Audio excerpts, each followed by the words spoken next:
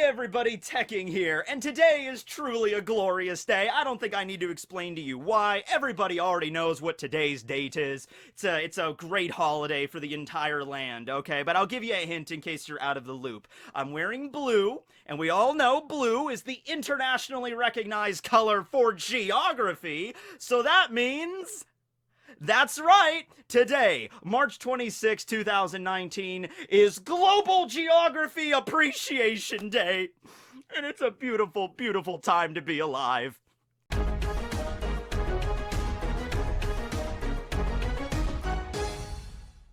Okay, I'm just kidding. That's not really a thing. Actually, no, wait. Hold on. I'm gonna Google that really quick. That might actually be a thing, because I know for a fact there are some weird holidays. Like, there's an International Pineapple Day. There might very well be an International Geography Day. Hold on a tick.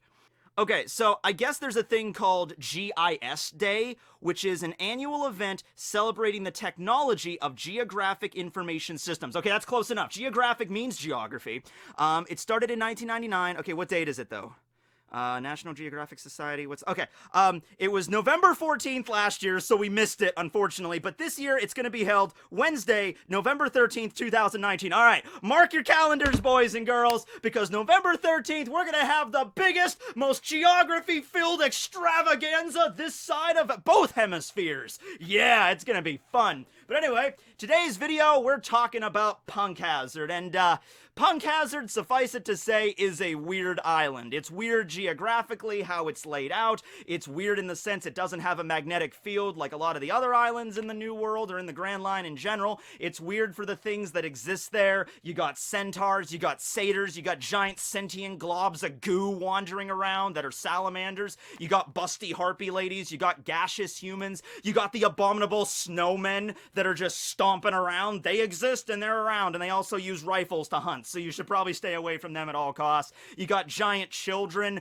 You know, it's a strange place, okay? And Punk Hazard is an example of, you think humans can, like, screw around with the climate or, you know, mess around with, like, pollution and everything in our world so we can drastically change the layout of an island or a land? Well, guess what? In One Piece, you got magical powers, so it's way worse, alright? The entire island has literally been warped and changed by two powerhouses, Aokiji and Akainu, fighting it out for 10 days straight with their Logia powers, which are most likely awakened, and that changes the entire layout of the whole place. You know, half of it is a burning, hellish wasteland, half of it is a freezing tundra, and that's the way it is now. But it wasn't always like that. It first started out as just a jungle island in the New World, where there was a government facility, so you had lush, you know, greeneries and animals living there, and everything was peace and happy, except for the government facility testing gas weapons around the corner. But beyond that, everything was cool. This would also be a place they would send prisoners of the world government to experiment on, so it wasn't the best things going on there. Vegapunk was the head researcher, and Caesar Clown was his assistant. However, Caesar was rather reckless with a lot of his experimentation. Vegapunk had to keep, you know, covering for him and everything, and he just got tired of that, so he decided just, Caesar, you're too much of a liability. There's too many taxpayer dollars that are going into covering up your mistakes, so get out of here. Now, here's the thing. Caesar is...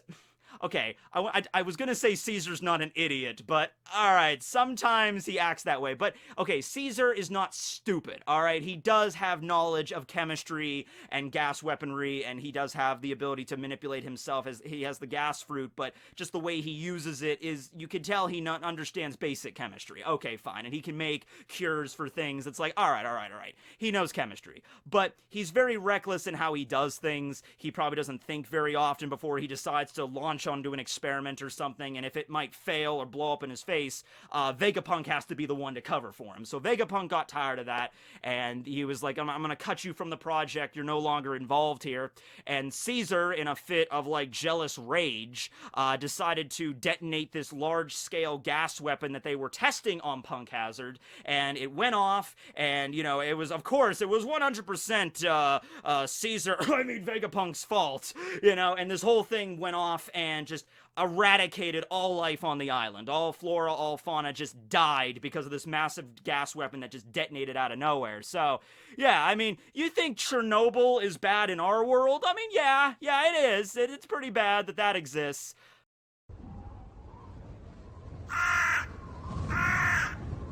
I mean, yeah, it's not a place you would want to visit for vacation, but there is technically life that thrives around Chernobyl. There is plant life and grass, and there are animals that are around. There might be some mutations with them, but they still exist. After the situation with the gas weapon going off, all life was eradicated off Punk Hazard. It was just a death-filled wasteland as far as the eye could see, and then eventually Aokiji and Akainu fight there and then warp it even further. So this poor island has just been hammered by the power of science and devil fruit users alike, so I feel kind of bad for it. So this is how Punk Hazard currently exists right now in the story. The first thing you're probably going to think of is, why does Punk Hazard look like a Pokeball? And that's the first thing I thought of. Okay, so there actually is a good reason for why it looks like a Pokeball. Okay, you go to the center of the island and then a Jirachi pops out and then you have a chance to capture it, but if you don't, it just flies away.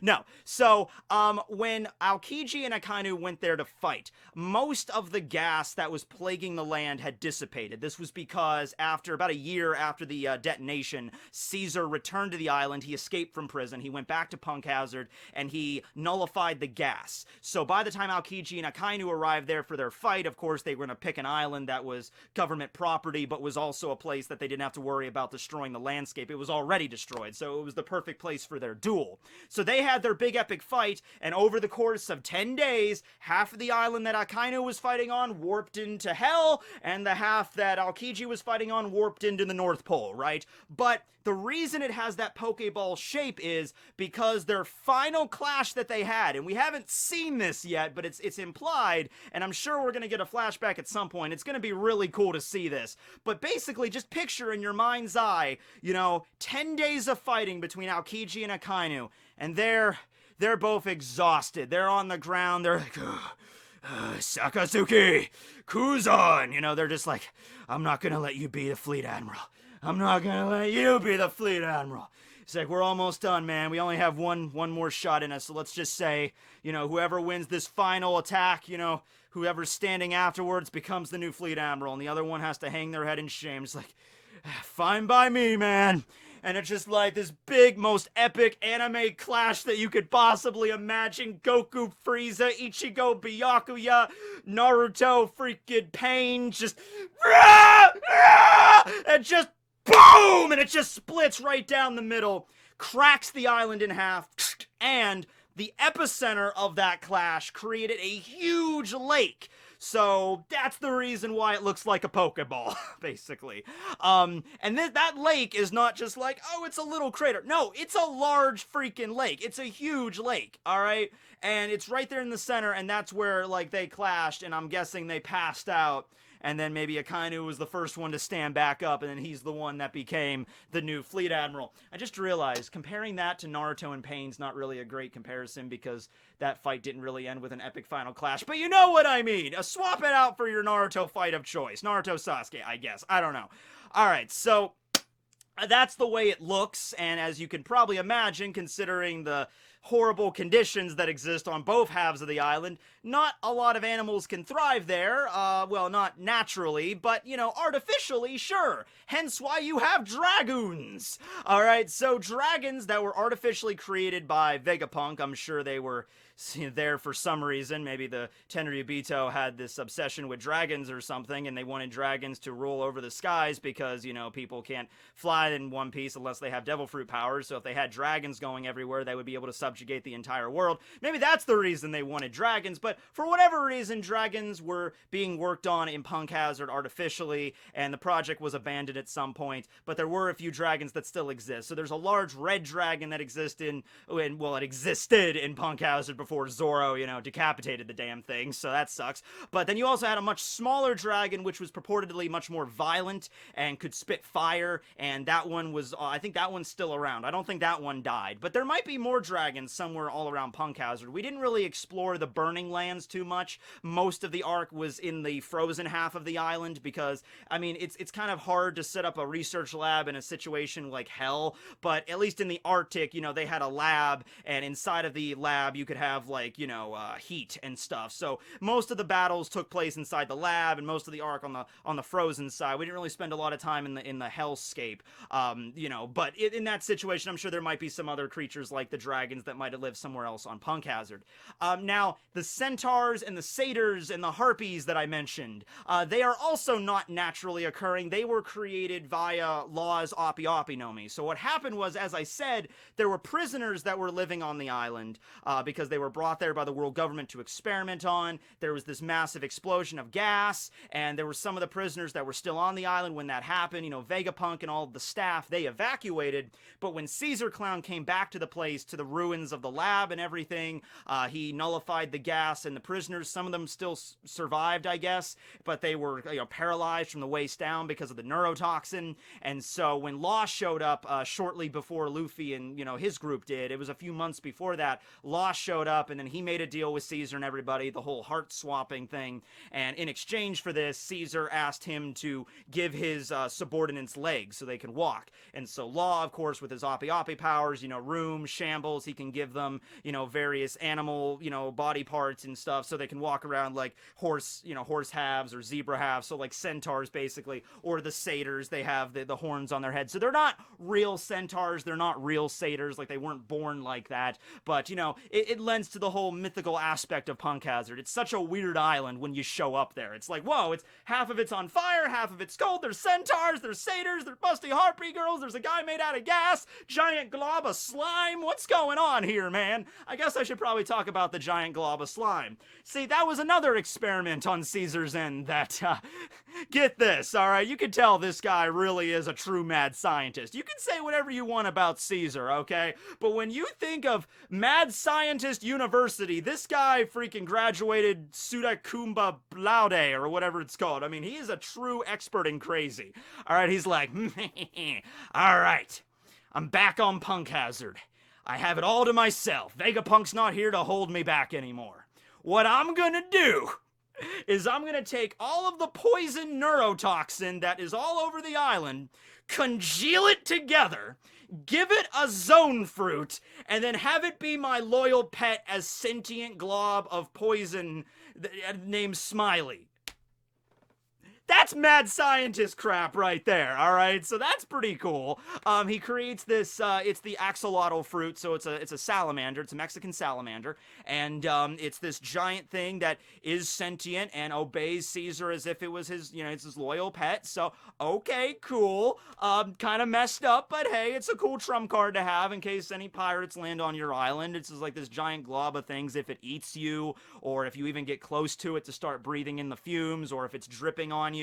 That's not going to be good, right? And of course, this Smiley creation that Caesar made was very integral to the Shinokune, or the death, you know, the death country, the death land technique he had, where he was going to combine it with that special candy, and then it explodes, and then this petrification gas spreads all over the island, and then anything it comes in contact with, you know, freezes in place, is encased in this kind of like soot, this ash sort of thing, kind of similar to like a volcanic eruption, like in Pompeii, and they're frozen. They don't die immediately, though. That's something about Caesar. Caesar is not really that great at creating gas weaponry that actually will drop you immediately. You know, the gas that's literally called the kill gas that he did on Zoe, or Jack released on Zoe, didn't wipe out. It was like a 48-hour period, and just like, that seems rather impractical if you're trying to use it like as a military application, or the literally the technique called Shinokune, like Death Land, that also does not immediately take you out. If you can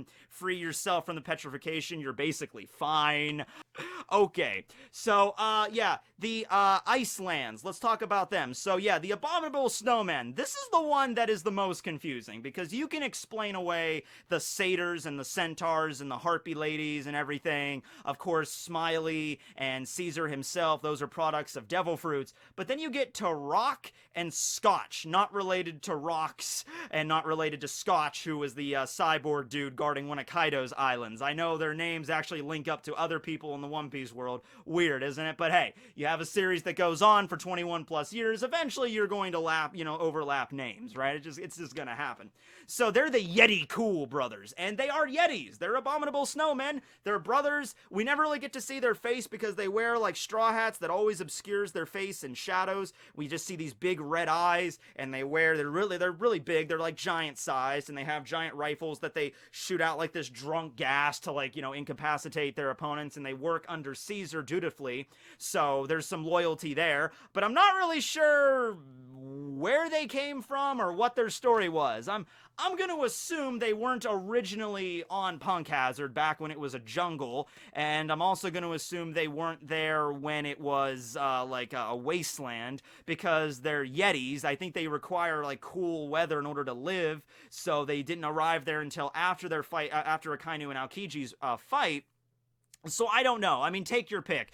You could say that because Caesar was dabbling in gigantification experiments with the kids and everything, maybe Rock and Scotch were former prisoners that Caesar was messing around with, and they ended up becoming giants, but there was a failure to the experiment, because that was the whole reason he was there on Punk Hazard messing around with gigantification, because Big Mom was giving him heaps of money to work on that, and so he was trying to make the kids, giants through the use of drugs. But then you have Rock and Scotch, who I'm assuming were also experiments of Caesar, but maybe Big Mom didn't want large hairy giants, she wanted normal giants. Or maybe, there's a lot of weird animals in One Piece, so the idea that there are abominable snowmen stomping around somewhere in the world, that doesn't really surprise me that kind of creature would exist. So maybe Caesar at some point captured one of these abominable snowmen and then took, did some like crossbreeding sort of experiment, like, this is One Piece, this is fiction we're talking about here, so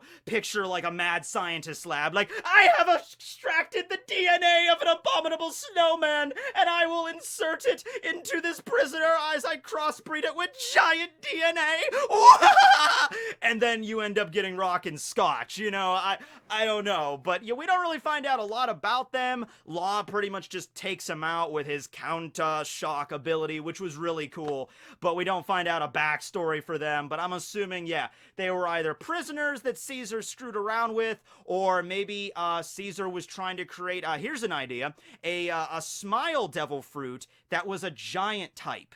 Kind of like the Hito no Mi, but a giant model of that. Maybe Caesar was like, okay, that's my first foot forward. Instead of using the drugs to mess around with kids and whatever, I'm going to use the smile technology to make a giant artificial zone and give it to somebody. And maybe Rock and Scotch are like the results of that, but it didn't work out. Maybe they're not very stable, or maybe it slows their cognition so they're not as smart, or maybe there's some other major problems. Maybe it's like they're not going to live for very long. So it's like, I could give this technology to Big Mom, but they're only going to last maybe a few months or something before their life, their just life functions just fail. So maybe there's some failure with that experiment. That's the reason, Rock and Scotch were not a success. And then so that's when Caesar started resorting to like, I'm just going to start, taking children and using drugs to experiment. Well, that's the next obvious step with this freaking, I don't know, man. You asked mad scientist Caesar to figure out a way to make giants. I guess in a mad scientist's mind, that would be the next logical step, I suppose. I don't know. Any mad scientists out there in my audience? I don't know, man. So Caesar's laboratory, which was actually Vegapunk's laboratory originally, pretty large, pretty spacious. As I said, most of the fights went on there, so it had to be. You got like the main entrance area A, and then you got the large area B, C and D. I think there's like 2 levels to those, and then like there's like a secret area R, which is like an observation area. That's like Caesar's private little domain. There's also the biscuits room, which was the place where they kept most of the kids, as like, oh, we're gonna paint rainbows and bunnies on the walls, and it's gonna be a happy place. I'm just a happy, harpy named Monet, and I'm your best friend, kids. So yeah, pretty messed up considering what they were actually doing, but it's okay. The kids were rescued by Smoker and Tashigi, and they're getting the help that they need. I'm sure the government has a team of doctors. They're gonna try to get them off of the drugs and everything and cure their ailment. I don't know if they'll be able to return them to the size they once were, but they can at least get them out of the drug addiction part. Actually, now that I'm thinking about this, that was one of the darkest, more realistic parts of One Piece, where Oda really dealt into the whole thing with drug addiction and how, like, with some drugs, I mean, there's some things, like, if you're a smoker or something, it might be very hard to just quit cold turkey, but it's not impossible. I've known plenty of people that, you know, it was hard, sometimes harder than others, but they could quit cold turkey. But the cruel reality of the world is there are certain drugs like heroin where you can't just go cold turkey. You can't. The shock of the withdrawals could legitimately kill you from that. So you got to be slowly weaned it off. So now that I'm looking back on it, Oda dealing with that subject matter a little bit more serious than, you know, you would see probably from other manga. So yeah, I mean, and I'm glad the kids are getting their help now. But yeah, now the whole thing with Chopper being enraged at Caesar for what he did, and later on you had that SBS question where somebody was asking, you know, Nami's not really nice to Caesar, you know, she has kind of a poisoned tongue whenever talking about Caesar, and Oda brings up, he's like, please remember Punk Hazard. Please remember the crap that went on there with Caesar experimenting on kids and using his own, you know, people that trusted him as their leader, he was using as guinea pigs. He didn't care for them at all. Instead, he was pretending like he did, but he really didn't give a shit. He's a horrible human being, right? And so Nami will never forgive him for what he did, no matter what he does. You know, Caesar was a huge assistance in getting through Big Mom's territory and escaping the Tea Party and everything, but even if Caesar himself would have taken down Big Mom and they were able to get out of the out of her territory without any problems, and all of that was because of Caesar, Nami is probably still not going to just forgive him like that. There's no way. And Chopper as well, just like, dude, you're messed up, you know, from considering what you did to those kids, and the way you treated your own subordinates. So screw you know, whatever. Just go away. We never want to see you again. So, yeah, okay. Well, there's that. But isn't that supposed to be a geography video? We're talking in, it's like, oh no, but Punk Hazard, you know, Punk Hazard was a good arc. You know, I liked it more than Fishman Island. You know, I like Fishman Island, but, you know, it was hyped up for so long, you know, considering ever since the end of Ennie's Lobby, it's like Fishman Island, and then we get to Thriller Bark, and he's like, okay, first Thriller Bark, but then Fishman Island, but then Sabaody, it's like, okay, first Sabaody, but then Fishman Island, and then they get separated, and then Amazon Lily, Impel Down, Marineford, 2-year time skip, return to Sabaody. I'm like, okay, now can we get to Fishman Island? And we do, and it was an alright arc, but I think after all of the tremendous amount of hype that was built up, it didn't deliver on my personal, you know, my opinion, but, you know, maybe it did for you. But then we get to the New World proper, and we get to Punk Hazard, and I'm like, alright, the way the island looks, it's a kind of a different feel. We don't really see the Straw Hats exploring a wintry land all too often. We had that in Drum Island, we had the anime-only Ice Hunter arc.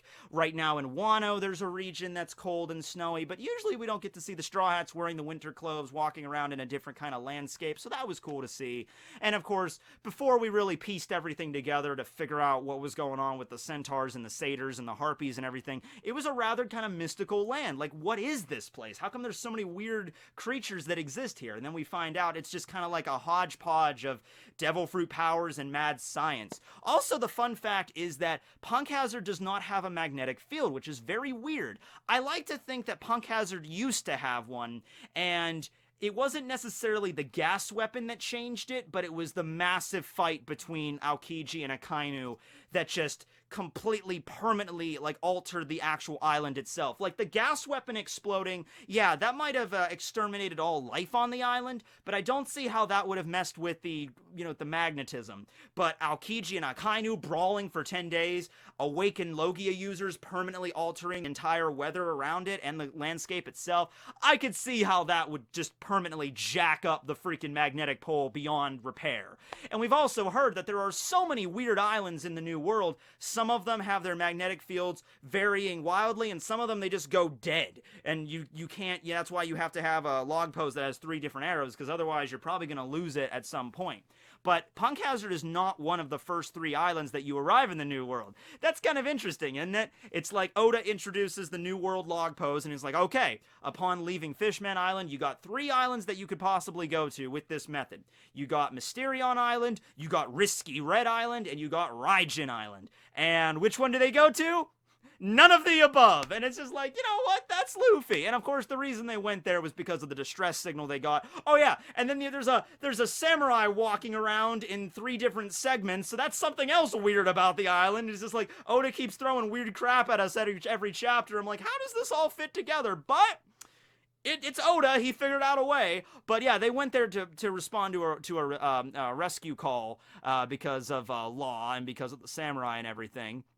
But I kind of do wish to see, like, what Risky Red Island was all about, what Raijin Island was all about, what kind of ordeals the Strauss would have dealt with if they went to those places. What about Mysterion Island? Why was it such a mystery? What was the mystery of Mysterion Island? I'm gonna write a fan fiction, The Mystery of Mysterion Island, a what-if scenario if the Straw Hats went there the entire time.